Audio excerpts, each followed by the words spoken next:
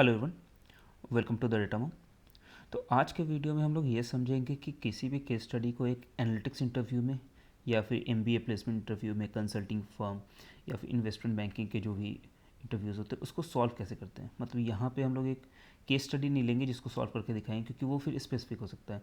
अगर आप analytics interview दे रहे हो तो उसका थोड़ा सा अलग पैटर्न हो सकता है। अगर आप इन्वेस्टमेंट बैंकिंग का कोई इंटरव्यू दे रहे हो तो उसका पैटर्न थोड़ा सा अलग हो सकता है सॉल्व करने का। लेकिन यहाँ हम लोग ऊपर ऊपर 13 पॉइंट्स देखेंगे जो आपको बहुत हेल्पफुल रहेगा, जिससे आप किसी भी केस स्टडी को एक अप्रोचेबल तरीके से सॉल्व कर सकते हैं। मतलब कई बार होता है ऐसा कि आपको लगता है कि आपका केस स्टडी काफ़ी स्ट्रांग है, आपको अच्छे से समझ में आ रहा है, लेकिन जरूरी नहीं है कि वो एक्चुअली आपको क्लियरली समझ में भी आ रहा हो। ऐसा भी हो सकता है कि आप उसको अच्छे से सॉल्व ना कर पाए despite having a good amount of knowledge. तो आज के पूरे वीडियो का मकसद सिर्फ यही है कि आप कोई गलती ना करो किसी भी इंटरव्यू में, किसी भी केस स्टडी को इंटरव्यू में। एनालिटिक्स का बात करें तो मोस्टली सेकंड या थर्ड राउंड में केस स्टडी राउंड रहता है, जिसमें या फिर वो क्लब हो सकता है आपके टेक्निकल राउंड के साथ, या फिर वो डेडिकेटेडली एक केस स्टडी राउंड हो सकता है। हायरिंग मैनेजर राउंड में भी कई बार केस स्टडी पूछा जाता है, बहुत ही इलेबोरेटिव नहीं पूछा जाता है। ऐसा नहीं है कि आधे घंटे का केस स्टडी चल रहा है, लेकिन 15 मिनट 20 मिनट उनके डोमेन से रिलेटेड। अगर आप अमेजोन पे दे रहे हो तो फिर मे भी ई कॉमर्स से रिलेटेड क्वेश्चन पूछते हैं, या फिर एकदम ही उल्टा क्वेश्चन पूछते हैं। तो कैसा भी क्वेश्चन रहेगा वो इस पर डिपेंड नहीं करेगा कि क्वेश्चन कितना हार्ड है। वो डिपेंड, आपका सिलेक्शन या रिजेक्शन इस पर डिपेंड करेगा कि आप कितने अच्छे से क्वेश्चन को सॉल्व कर पा रहे हैं, या फिर आपका अप्रोच कैसे रह रहा है।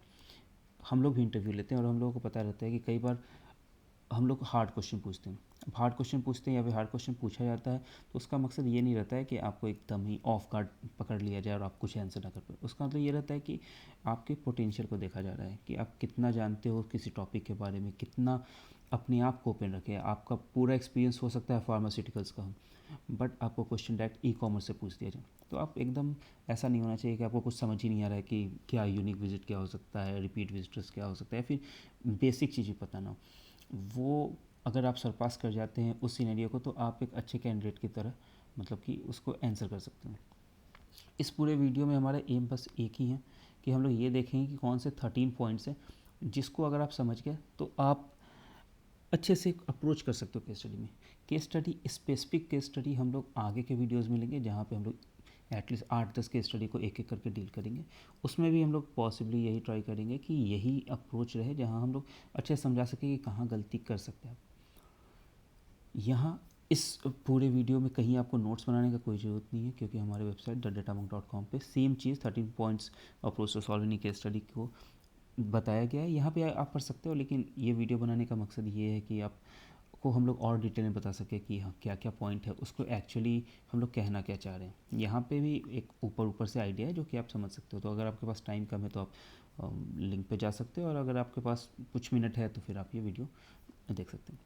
तो पहला पॉइंट होता है अंडरस्टैंड द प्रॉब्लम। कहना बहुत आसान है कि ऑब्वियस है कि आप you need to understand the problem, right. लेकिन अब अंडरस्टैंडिंग द प्रॉब्लम में भी एक बात ये है कि आपको वो क्वेश्चन को, जो भी क्वेश्चन पूछा जा रहा है, वो कई बार ऐसा होता है कि काफ़ी लंबा क्वेश्चन रहता है। वो ऐसा हो सकता है कि मेरा एक मैगजीन है, मैगजीन में 10% रेवेन्यू कम हो गया है despite having a good user base. हम लोग का यूज़र बेस सेम रहा लेकिन रेवेन्यू कम हो गया है। रेवेन्यू कम होने के साथ साथ मार्केट कैपिटल भी डिक्रीज़ किया है। ओवरऑल मार्केट में कोई फ़र्क नहीं पड़ा है। ओवरऑल जो लीडिंग प्लेयर थे वो सारे अच्छा काम कर रहे हैं, लेकिन हमारा ही रेवेन्यू कम हो गया। अब जब इतना चीज़ आपको बोल दिया जाए तो एक बार जब आप सुनोगे तो आपको समझ में तो आ जाएगा, लेकिन आप उसको कॉम्प्रिहेंड नहीं कर पाओगे। मतलब कई बार होता है ना कि आप क्वेश्चन सुने, आपको समझ में आ गया, लेकिन आप फिर भूल गए कि उसके अंदर 2-3 पॉइंट्स, वो एक क्वेश्चन नहीं था, 2-3 क्वेश्चन था। तो आपको पहला बात ये है कि क्वेश्चन को अच्छे से समझना पड़ेगा कि पूछा क्या जा रहा है यहाँ पर। सेकेंड पॉइंट है jot down the important points. अब होता क्या है कि आपको कई बार ऐसा रहता है कि जैसे अभी जो एग्जांपल दिए जिसमें hello everyone, welcome to the डेटामोंग। आज हम लोग ये देखेंगे कि किसी भी एनालिटिक्स इंटरव्यू में या फिर किसी भी एमबीए इंटरव्यू में कैसे कोई केस स्टडी को हम लोग सॉल्व कर सकते हैं। और हम लोग 13 ऐसे पॉइंट्स को यहाँ पे समझेंगे जिसके थ्रू अगर आप उस अप्रोच को फॉलो करते हो तो किसी भी केस स्टडी को सॉल्व करना आपके लिए रिलेटिवली ईजी हो जाएगा, और आपका परफॉर्मेंस काफ़ी बेटर रहेगा किसी भी केस स्टडी राउंड में। मोस्टली अगर हम लोग देखें तो केस स्टडी जो हम लोग सॉल्व करते हैं वो थर्ड या सेकंड राउंड में पूछा जाता है किसी भी इंटरव्यू में। वो डेटा एनालिस्ट का इंटरव्यू हो सकता है, बिजनेस एनालिस्ट का हो सकता है, रिस्क एनालिस्ट या फिर प्रोडक्ट एनालिस्ट, डेटा साइंस, कई कई ऐसे डोमेन है जहाँ पे केस स्टडीज़ को पूछा जाता है। इसके पूछने के पीछे भी दो रीज़न है। पहला ये कि इससे समझ में आता है कि आपको कितने अच्छे से कोई भी पॉइंट या फिर कोई भी बिजनेस प्रॉब्लम को समझ सकते हो। अब मान लो आपका एक्सपीरियंस सर्च इंजन डोमेन में या फिर आपका एक्सपीरियंस है ई कॉमर्स में, और आपसे कोई फार्मास्यूटिकल का क्वेश्चन पूछा गया और उसका अप्रोच आप बहुत ही अच्छे से दे पा रहे हो या फिर डिसेंट अप्रोच अगर आप दे पा रहे हो, तो ये काफ़ी अच्छा एक इमेज क्रिएट करता है इंटरव्यूअर के सामने कि आपका एनालिटिक्स इन मतलब लॉजिक काफ़ी अच्छा है, आपको काफ़ी अच्छे से समझ में आ रहा है क्वेश्चंस, और आप उसको अच्छे तरीके से डील कर पा रहे हो, मे बी उस प्रॉब्लम को अच्छे से ब्रेक डाउन कर पा रहे हो, गैप को अंडरस्टैंड कर सकते हो, और फिर एक सॉल्यूशन की तरफ आपका एक अप्रोच रह रहा है। तो बहुत इंपॉर्टेंट है ये समझना कि इसका काफ़ी अच्छा इम्पैक्ट रहता है एक कंप्लीट इंटरव्यू प्रोसेस का। सेकेंडली, अगर बात करें एनालिटिक्स इंटरव्यू का, तो मोस्टली क्वेश्चन जो पूछा जाता है वो रहता है आपके टेक्निकल स्किल्स पे। वो हो सकता है पाइथन का हो, सिक्वल का हो, किसी अदर प्रोग्रामिंग लैंग्वेज का हो, स्पेसिफिक आपका मशीन लर्निंग एल्गोरिदम का हो, तो ये सब ठीक है। लेकिन अगर आपका इंटरव्यू उतना अच्छा नहीं गया है टेक्निकल, तब भी अगर आपका अब पार इंटरव्यू जाता है केस स्टडी, तो एक स्ट्रॉन्ग कैंडिडेचर आप अपना रख सकते हैं। क्यों? क्योंकि टेक्निकल स्किल में भी समझाया जा सकता है, सिखाया जा सकता है, लेकिन एक एनालिटिकल स्किल जो है वो थोड़ा प्रैक्टिस के साथ आता है या फिर थोड़ा ज़्यादा एक्सपीरियंस के साथ आता है, और मे बी वो अगर किसी भी इंटरव्यूअर को दिखे तो वो मतलब काफ़ी हद तक आपको सेलेक्ट कर सकता है। तो ये बहुत इंपॉर्टेंट कि आपको पता होना चाहिए कि किसी भी केस स्टडी को कैसे सॉल्व किया जा सकता है। अब यहाँ पे कोई नोट्स बनाने का कोई ज़रूरत नहीं है, बात बहुत ही सिंपल है। बस हम लोग एक जगह सब कुछ को रखते रहें कि हाँ भाई ये सारे चीज़ को आपको देखना है, ये सारी चीज़ को आपको समझना है, और ऐसे ही अप्रोच करना है किसी के स्टडी को। कुछ और भी पॉइंट्स हो सकता है आपके पास हो तो वो या फिर यहाँ पे कमेंट डाउन आप कर सकते हो। ये ब्लॉग पे भी हमारे प्रेजेंट है, यहाँ पे ब्लॉग है अपना जिसमें सेम 13 पॉइंट्स को हम लोग डील कर रहे हैं। तो अगर आपको क्विकली देखना है कि कोई पॉइंट ऐसा मिस तो नहीं कर रहे हैं, तो आप यहाँ पे भी जा सकते हैं। thedatamong.com सॉल्व केस स्टडी करके पेज है, उसका लिंक यहाँ पे लिंक आपको डिस्क्रिप्शन में मिल जाएगा। अब हम लोग स्टार्ट करते हैं किसी भी केस स्टडी को सॉल्व करने के पहले पॉइंट से। तो जो भी हम लोग 13 पॉइंट यहाँ समझेंगे वो सारे एक तरह से क्रोनोलॉजिकल ऑर्डर में रहेगा कि आपको स्टार्ट कैसे करना है, कहाँ कौन सा मिस्टेक आप कर सकते हो और उसको कैसे डील करना है। अंडरस्टैंड द प्रॉब्लम, पहला पॉइंट। अब अंडरस्टैंड द प्रॉब्लम बहुत ही वेग और ऑब्वियस लग रहा है कि ये ऑब्वियस है कि हाँ यार क्वेश्चन तो समझना ही है, इसके बिना कैसे आगे बढ़ सकते हैं। लेकिन कई बार ऐसा होता है कि आपको जो क्वेश्चन पूछा जाता है वो काफ़ी इलेबोरेटिव क्वेश्चन होता है। वो may be 6 line 8 line 10 line का हो, या फिर क्वेश्चन जो सामने वाला इंटरव्यू समझा रहा है वो भी हो सकता है क्लियरली ना समझा पाए। आपको ये बोल दिया जा सकता है कि कोई भी सोडा कंपनी है, उसके मार्केट शेयर कम हो रहे हैं, रेवेन्यूज़ का थोड़ा सा बढ़ रहा है, ओवरऑल जो मार्केट है वो स्टैगनेंट है, ना बढ़ा है ना घटा है लास्ट 2 साल में।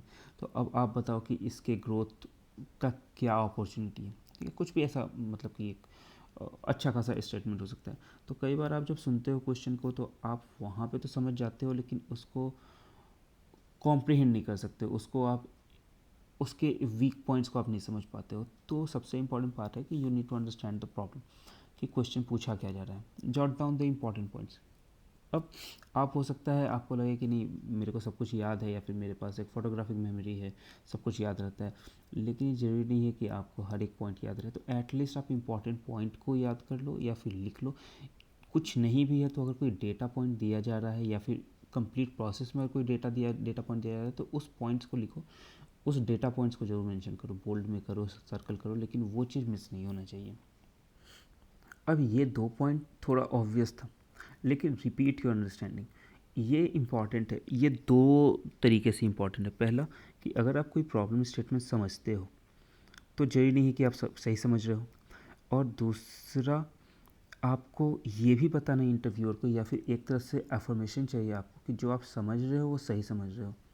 तो अगर मेरा क्वेश्चन ऐसा है कि मेरे को ये पता करना है कि मार्केट शेयर इंक्रीज़ कैसे करना है एक पर्टिकुलर प्रोडक्ट का, ना कि एक कंपनी के पर्टिकुलर प्रोडक्ट का एक पर्टिकुलर सिटी में, तो आपको ये क्वेश्चन एक बार by the end of the problem statement जब वो दे दिया जाए तो एक बार उसको कंफर्म कर लेना है कि भाई मेरा एजम्पशन ये है कि there is just one objective to this particular problem, वो ऐसा है कि हम लोगों को मार्केट कैपिटल इंक्रीज़ करना है या डिक्रीज़ करना है, जो भी आपको स्टेटमेंट दिया जाए, ये इम्पॉर्टेंट है। इससे क्या दिखता है सामने वाले को कि जो कैंडिडेट है वो स्ट्रक्चर्ड है, वो आराम से समझ रहा है, बातों को लिख रहा है और उसके बाद अपनी अंडरस्टैंडिंग को कंफर्म भी कर रहा है।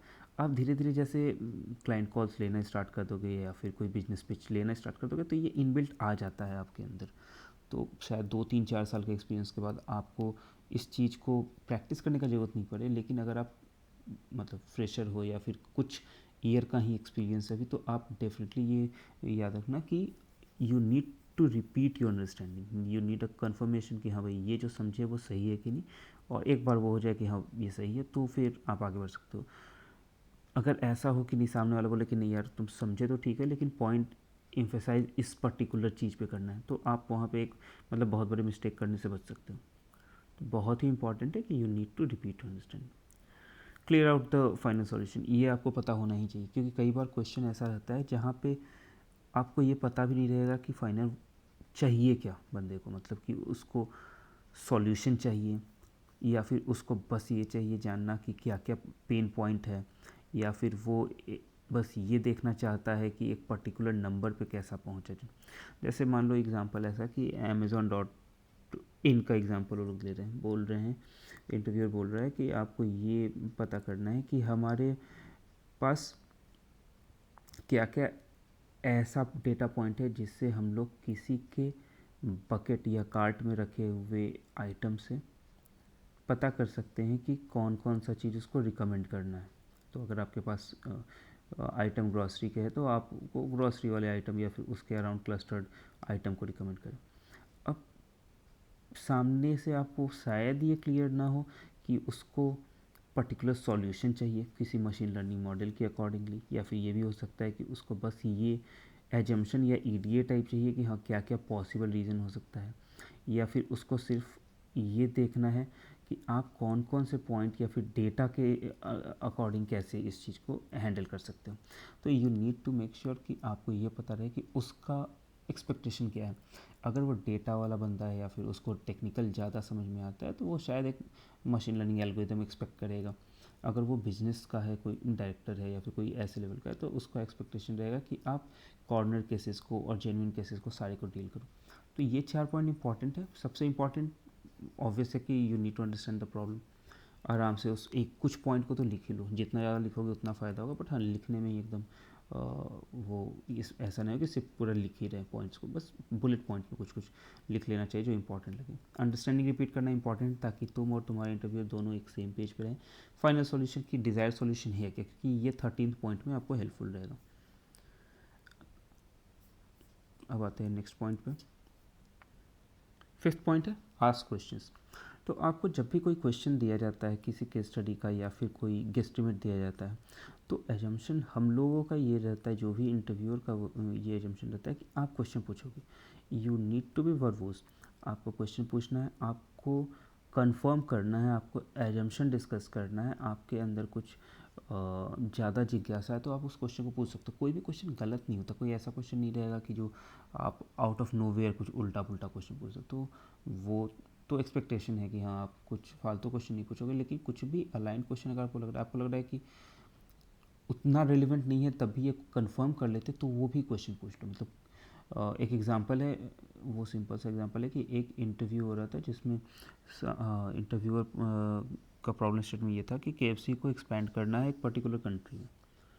अब KFC को एक्सपैंड करना पर्टिकुलर कंट्री में, तो हम ये क्यों अज्यूम करें कि आप उसी KFC का बात कर रहे हो जो कि चिकन, मतलब जिसका फ्राइड चिकन फेमस है, या फिर मैकडोनल्ड्स का हो सकता है, या फिर मे बी कोई भी बड़ा ब्रांड का। तो अगर वो एक्सपैंड कर रहा है तो आपको एक क्वेश्चन पूछना होगा इंटरव्यूअर को कि भाई ये वही KFC है ना जो एक मल्टीनेशनल कंपनी है और उसका 100 ऑफ कंट्रीज़ में उसका ब्रांच है। अब ये कैसे मतलब कि इम्पैक्ट करेगा आपके क्वेश्चन को या फिर आपके सॉल्यूशन को। अब मान लो KFC है, उसको अगर जापान में, अगर ये $1 बिलियन रेवेन्यू वाला KFC है, तो उसको अगर एक्सपेंड करना होगा जापान में या फिर पर्टिकुलर किसी कंट्री में, तो उसका अप्रोच इंटायरली डिफरेंट रहेगा। उसका अप्रोच रहेगा कि पहले पूरा पैसा लगा दो, पूरा ही कैश बर्न अपना कर लो जितना हो सके, और पूरा मार्केट को एक्वायर कर लो, और उसके बाद प्राइस बढ़ाना है तो बढ़ाओ, या फिर जैसे मतलब कि मोनोपोली की तरफ उसका अप्रोच रहेगा। अब अगर ये जस्ट KFC है, केंटकी फ्राइड चिकन की जगह वो कोरियन फ्राइड चिकन है या फिर कुछ ऐसा ही है, तो अगर वो छोटा कंपनी है तो वो कैश बर्न नहीं कर सकता, उसको छोटे आउटलेट से शुरू करना होगा, उसके पास कैश कम रहेगा, उस वो ज़्यादा डिस्काउंट नहीं दे सकता है, उसको प्रमोशन पे ज़्यादा मतलब कि खर्च करना होगा। तो यहाँ देख रहे हो सिंपल सा क्वेश्चन, तो अगर आप अज्यूम कर रहे हो कि ये वही KFC का बात हो रहा है, ये वही मैकडोनल्ड्स का बात हो रहा है, ये पिज़्ज़ा हट के डोमिनोज का बात हो रहा है, तो ये गलत है, आपको कंफर्म करना होगा। ठीक है, वो ऑब्वियस आंसर आएगा कि नहीं भाई ये सेम KFC है, लेकिन सामने इंटरव्यूअर को लगेगा कि चलो ठीक है, बंदा क्वेश्चन पूछ रहा है, मतलब कि उसको ये पता है कि कंफर्मेशन चाहिए आगे बढ़ने के पहले। तो you need to ask question, ये बेसिक क्वेश्चन है, आप समझ सकते हो कि कितने कितने बेसिक लेवल से लोग क्वेश्चन पूछते हैं।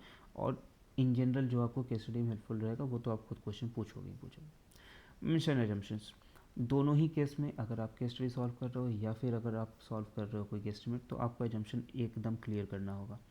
बहुत ही सिंपल सा एग्जांपल है कि अगर आपको पूछना है या फिर अगर आपको गेस्टिमेट करना है कि number of cars in a particular city, या फिर आपको एज्यूम करना है कि कोका कोला का सेल कितना है या थम्स अप का सेल कितना है इंडिया में, तो आप एक बोल्ड नंबर लेके चलोगे, आप लेके चलोगे 100 मिलियन, 10 मिलियन, 100 करोड़, 10 लाख, 1 लाख, 10,000, कुछ ऐसा नंबर जो कि आपको मल्टीपल कट्स के बाद भी आपका कैलकुलेशन आसान रहे।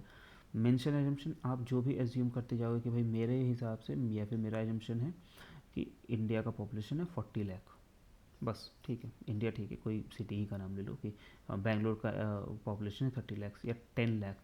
10 लाख अगर आप बोल रहे हो तो आपका कैलकुलेशन ऑटोमेटिकली आसान हो जा रहा है, तो आपको एजम्पशन आसानी से क्लियर कर देना है कि हाँ हम लोग ये एज्यूम करके जा रहे हैं। और बिलीव मी, एजम्पशंस पे कोई भी रोक नहीं है, आप कुछ भी रेलिवेंट चीज़ एज्यूम कर सकते हो। तो आपको अपने एजम्पशंस को मेंशन करना है।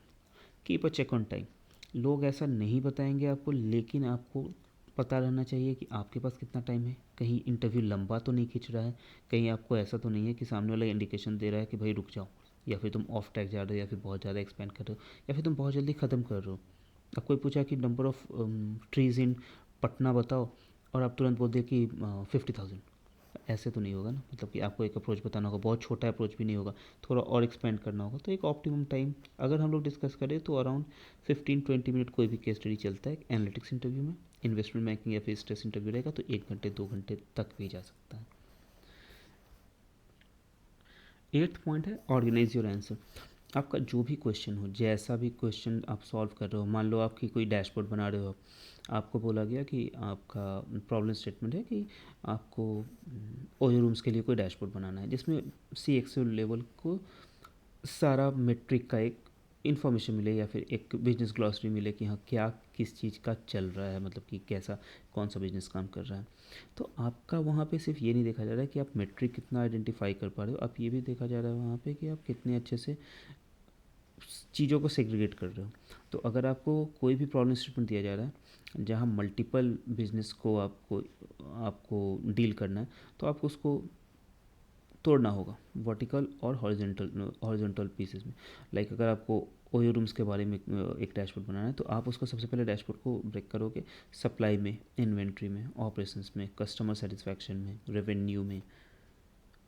ये सारे को ब्रेक करने के बाद आप हर एक, जब आपको खुद ही समझ में आएगा कि एक बार आप किसी प्रॉब्लम को ब्रेक कर देते हो 4-5 चीज़ में, तो आप उसके बाद उसके अंदर क्या करना है, 3-3 4-4 पॉइंट डालना है। आपके पास 5 मेजर वर्टिकल हो गया, 5 के अंदर अगर 4-4 आप मेट्रिक आइडेंटिफाई कर लेते, जैसे अगर सप्लाई का बात करें या फिर रेवेन्यू का बात करें तो एवरेज रूम रेट कितना है, या फिर कितना रेवेन्यू हो रहा है पर्टिकुलर रूम से। तो ये सब अगर आप 4-4 या 3-3 मेट्रिक्स भी कवर कर लेते हैं, तो 5 हॉरिजॉन्टल और हर एक पे 4-4 मेट्रिक, कुल मिला के 20 मेट्रिक्स हो गया, जो कि डैशबोर्ड के लिए सही है। अब इसके इसको दिखाने का अप्रोच, और एक ऐसा बंदा होगा जो कि एक ऐसा कैंडिडेट होगा जो कि डायरेक्ट ही मैट्रिक्स का नाम गिनाना शुरू कर देगा कि हाँ ये भी कैलकुलेट कर सकते हैं, वो भी कैलकुलेट कर सकते हैं। तो आपको ये ध्यान में रखना है कि सामने वाले का ऑब्जेक्टिव ये नहीं है कि आप मैट्रिक्स कितना कैलकुलेट करो, सामने वाले का ऑब्जेक्टिव ये है कि आपके मैट्रिक्स कितने आर्टिकुलेटेड हो, कितने अच्छे से सेग्रीगेट आप कर सको, कितने अच्छे से आप उस प्रॉब्लम को अप्रोच कर पा रहे हो। तो आपको अपने आंसर्स को हमेशा ऑर्गेनाइज करके रखना है। Talk with numbers and data 9 point बहुत इंपॉर्टेंट है। आप केस स्टडी सॉल्व कर रहे हो, अब गेस्टिमेट सॉल्व कर रहे हो, हर एक जगह आपके पास कुछ नंबर्स होगा। जैसे हम लोग फर्स्ट पॉइंट में डिस्कस किए थे कि आपको कुछ नंबर दे देगा कि हाँ 20% से रेवेन्यू डिक्रीज़ कर रहा है, लेकिन हमारा यूज़र बेस तो 10% बढ़ा ही है। तो अब ये बताओ कि रेवेन्यू जो डिक्रीज़ कर रहा है वो क्यों कर रहा है। अब ये सारे नंबर्स आपके पास है, तो आप इन नंबर्स को यूज़ करना है आपको। ऐसा नहीं है कि आपको बस वो नंबर बस ऐसे ही दिया गया। अब 20% एक्चुअल कितना नंबर है, 20% is equal to what, 10 million है, 100 मिलियन है, 10 बिलियन है, कुछ भी हो सकता है। तो आपको ये क्लियर करना है कि ये नंबर क्या है, और उसके अकॉर्डिंग उससे और भी रिलेटेड क्वेश्चन जो भी है वो भी पूछने हैं। बट डेटा को you do not have to like let it go. आपको समझना पड़ेगा कि वो डेटा या फिर वो नंबर क्यों दिया जा रहा है। Listen to the interviewer. आपको बहुत ही अच्छे से समझना पड़ेगा कि सामने वाला बंदा क्वेश्चन पूछ क्या रहा है, उसका प्रॉब्लम स्टेटमेंट क्या है, और अगर वो कहीं आपको बता रहा है, गाइड करना चाह रहा है, तो आपको उस गाइडेंस को लेना होगा। आउट ऑफ 100 इंटरव्यूज़ आपके 90% इंटरव्यूज़ में वो इंटरव्यूअर ही होगा जो आपको सबसे ज़्यादा हेल्प करेगा। आपको आता कुछ नहीं है, ठीक है। आप ऐसा नहीं है कि आप कुछ मतलब कि एक प्रॉब्लम स्टेटमेंट आया और आप उसको एकदम बहुत ही अच्छे से सॉल्व कर दिए। आपको उस इंटरव्यूअर को लेके चलना होगा और उससे ही आंसर निकलवाना होगा। Same goes with your float. जब आप काम कर रहे हो किसी भी कंपनी में, तो आपके क्लाइंट या बिजनेस जो बताता है वो सबसे इम्पॉर्टेंट इनपुट होता है, क्योंकि वो इंसान सबसे अच्छे से उस बिज़नेस प्रॉब्लम को समझ रहा है। तो आपको बहुत अच्छे से समझना होगा कि इंटरव्यू जो बोल रहा है उसके हर एक वर्ड, हर एक सेंटेंस का कुछ ना कुछ इम्पैक्ट रहता है, और वो आपको हेल्प करने ही वहाँ बैठा हुआ है। This is even true in your technical interviews. आपको सिक्वल का प्रॉब्लम हो, पाइथन का प्रॉब्लम, कोई भी प्रॉब्लम रहता है, तो सामने बंदे से आप क्वेश्चन के आंसर तक निकलवा सकते हो अगर आप स्मार्ट हो तो you have to listen to the interview. Come up with corner cases, one of my favourite points. क्योंकि कॉर्नर केस क्या होता है ना कि आप ऑफ गार्ड किसी इंटरव्यूअर को पकड़ सकते हो। आप वो एज्यूम भी नहीं कर सकता कि अच्छा आप ये भी केस हो सकता है वो अपना बिजनेस प्रॉब्लम ही कुछ पूछ रहा हो। आपके पास कुछ एक ऑफ कॉर्नर केस है, जैसे एग्जांपल कि अगर हम लोगों को ये पता करना है कि किसी पर्टिकुलर दो पॉइंट के बीच में अगर दो कैब चल रहा है या फिर एक ट्रैफिक जाम लगा हुआ है, ठीक है, तो इसके पीछे रीज़न क्या क्या हो सकता है, फिर कैसे आइडेंटिफाई कर सकते हैं कि दो पॉइंट के बीच जाम लगा हुआ है या फिर ट्रैफिक ही जाता है, क्योंकि इन जनरल तो वो सिग्नल पकड़ता है। तो इसमें कॉर्नर केस ऐसा हो सकता है जहाँ आप ये पूछ सकते हैं कि भाई लैटिट्यूड और लॉन्गिट्यूड, ये दोनों पॉइंट को यूज़ करके हर एक डिवाइस के, अगर ऊबर का बात करें तो उसके पास हर एक डिवाइस है जिसके पास लैटिट्यूड लॉन्गिट्यूड हर एक सेकंड के लिए कैप्चर हो रहा है।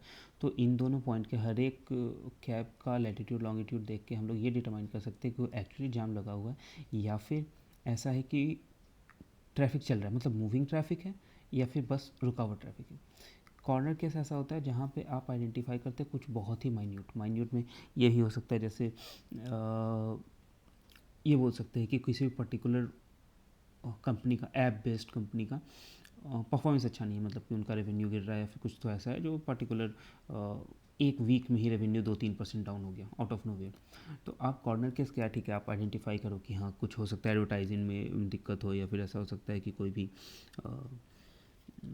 नया कॉम्पिटिटर आ गया हो, कुछ कुछ ये सब मेजर केसेस है। बट कॉर्नर केस क्या हो सकता है कि ये भी तो पॉसिबल है कि आप लास्ट वीक कोई ऐप का वर्जन रिलीज़ किए, उस ऐप के वर्जन को आप टेस्ट हर एक जगह किए, लेकिन एक पर्टिकुलर को छूट गया, मे बी नोकिया का या फिर कोई लेनोवो का या फिर कुछ भी एक नॉट सो फेमस ब्रांड का आप केस स्टडी या फिर आप टेस्टिंग नहीं कर पाए, और उसके कारण आपका वहाँ परफॉर्मेंस ही अच्छा नहीं है उस पर्टिकुलर डिवाइस में, इसलिए 2-3% डाउन हो गया। ठीक है, वो डेफिनेटली वो बोल देगा कि नहीं भाई ऐसा कुछ नहीं है, टेस्टिंग हर एक पॉइंट पे हुआ है, लेकिन वो ये चीज़ नोट डाउन कर लेगा कि यह बंदा कॉर्नर केसेस पे ध्यान दे रहा है। तो that is a very good trade in order to impress interview. Have room for ideas from the interviewer. अब इंटरव्यूअर आपको टाइम टू टाइम बताते रहेगा कि भाई आप यहाँ गलत कर रहे हो, या गलत एज्यूम कर रहे हो, या फिर यहाँ पे ऐसा है कि आपको इसके जगह सप्लाई की जगह डिमांड पे फोकस करना है, रेवेन्यू की जगह इन्वेंट्री पे फोकस करना है। समझो उसके बात को, आपको पर्सनल नहीं होना है, आपको वहाँ कुछ प्रूव करने नहीं जाना है। वो 1 घंटे के इंटरव्यू में आपको बस ये बताना है कि आपको क्या क्या आता है। सामने वाला बंदा आपसे ज़्यादा एक्सपीरियंस है, नहीं भी एक्सपीरियंस है, तो उसको उस प्रॉब्लम का नॉलेज आपसे तो ज़्यादा ही है। वो सप्लाई चेन का पूछ रहा है, इन्वेंट्री का पूछ रहा है, वो ई कॉमर्स का पूछ रहा है, वो उस चीज़ को 10 बार पूछ चुका है, उसके पास 50 आइडिया है जो आप सोच भी नहीं सकते। तो अगर आपको लग रहा है कि वो सही बोल रहा है तो आप एक्सेप्ट कर सकते हो, there is no harm in accepting that. ठीक है भाई, हो सकता है हम यहाँ पे गलत जा रहे हैं, इससे बेटर आपका आइडिया लग रहा है तो ठीक है, ये सही है, और उसके साथ उसको और भी एलेबोरेट कर दूँ। कभी भी बहुत ज़्यादा मतलब कि ऐसा नहीं होना चाहिए कि आप टॉपिक ही या फिर कोई पॉइंट ही पकड़ के बैठ जाएँ और आपको लगे कि नहीं भाई वो ये देखना चाहता है कि आप हिल तो नहीं रहे अपने पॉइंट से। नहीं, ये रोडीज़ का इंटरव्यू नहीं चल रहा है, वो इंटरव्यू लेने आया है, उसके पास आंसर है, आपको उस आंसर से अलाइन होकर कुछ बताना है। थोड़ा सा वेरिएंस हो सकता है बट बहुत ज़्यादा एकदम कुछ नया ही लेके पहुँच रहे हैं आप, और वो अगर रोक रहा है तो रुक जाने का काम। Summarise all the important points, 12 point हो चुका, हर एक पॉइंट में 1-2 मिनट भी अगर आप दोगे तो 24 मिनट आपका निकल चुका है। 13 पॉइंट है कि आप फिर से एक बार जल्दी से प्रॉब्लम स्टेटमेंट बताओगे, उसका एक तो एजम्पशन अगर इंपॉर्टेंट एजम्पशन हो तो वो बताओगे, और उसके बाद जो वर्टिकल और हॉरिजॉन्टल कंपोनेंट है जो आप लेके चल रहे हो अपने पूरे केस स्टडी को, या फिर पर्टिकुलर कोई डेटा एनालिसिस है, तो उसको ब्रीफली बताओगे, और लास्ट में आप या फिर एक सॉल्यूशन दोगे, या फिर कुछ रिकमेंडेशन दोगे, या फिर कुछ डेटा पॉइंट दोगे जिससे वो पार्शियली या फिर कम्प्लीटली आंसर करे। तो जहाँ हम लोग बात कर रहे थे 13 पॉइंट का, तो यहाँ आ गया कि clear out the final solution, आपके पास लिखा हुआ है फाइनल सॉल्यूशन, आपको बस वो रिपीट कर देना है कि हाँ भाई ये सॉल्यूशन। तो इस तरह से आप किसी भी प्रॉब्लम को सॉल्व कर सकते हो, केस स्टडी को सॉल्व कर सकते हो। आगे आने वाले वीडियोस में हम लोग मिंत्रा, ओयो, ओला, फेसबुक, लिंक्डइन, बहुत सारी कंपनीज़ के केस स्टडीज़ को देखेंगे, मतलब जो केस स्टडी यहाँ पूछे जाते हैं उन सबको डील करेंगे। तो अगर आप को इंटरेस्ट है केस स्टडी को समझने में, या फिर आपको चाहिए कि हाँ बहुत अच्छे से आपका केस स्टडी राउंड निकले, तो आप चैनल को सब्सक्राइब भी कर सकते हो। कुछ आने वाले दिन में हम लोग काफ़ी कुछ यहाँ इंटरव्यू का डालने वाले हैं। और सेकेंडली ऐसा है कि आप यहाँ भी जा सकते हो, हमारे वेबसाइट पे भी जा सकते हो, यहाँ भी बहुत सारे ऐसे इंफॉर्मेटिव ब्लॉग्स रहते हैं जो कि आप एक्सप्लोर कर सकते हो। इम्पॉर्टेंट ये है कि आपको ये पता होना चाहिए कि हमारे एक सेक्शन ये भी है शॉप नाउ का, जहाँ पे बहुत सारे बुक्स हम लोग पब्लिश किए, कुछ बुक्स ऑलमोस्ट फ्री कॉस्ट पे, मतलब 1-1 रुपये में, ऐसा मतलब ये हम लोग को फ्री रखना था लेकिन कुछ टेक्निकल ग्लिच है जिसके कारण हम लोग फ्री नहीं रख पाए हैं, तो फिर ये कुछ प्राइस में। आप इन सारे बुक्स को भी एक बार एक्सप्लोर कर सकते हो। कुछ भी अगर आपको डाउट है तो डेफिनेटली नीचे कमेंट करो, हम लोग उन सबका आंसर देंगे। And that's all, thank you.